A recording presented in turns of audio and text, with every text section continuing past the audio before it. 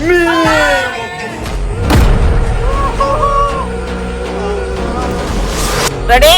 1, 2, 3.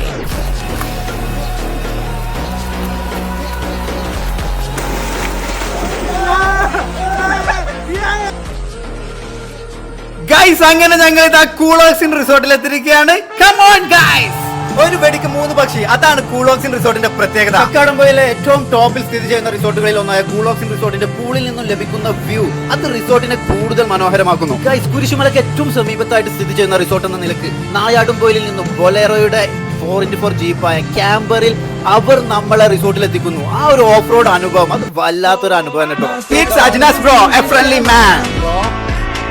Guys, ഇനി നമുക്ക് കൂളോക്സിൻ റിസോർട്ടിലേക്കുള്ള entry കാണാം.